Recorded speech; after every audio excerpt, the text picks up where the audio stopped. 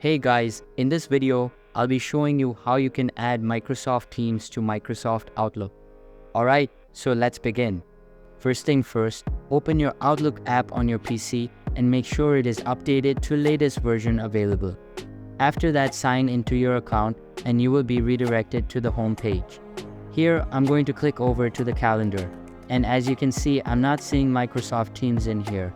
It's typically in this ribbon as an option or just on the home tab within this ribbon. So what I'm going to do is I'm going to minimize that. And I'm going to go ahead and open up Teams. So once we're in Teams, we're going to click the three dots up here towards the top right. And we're going to click on Settings.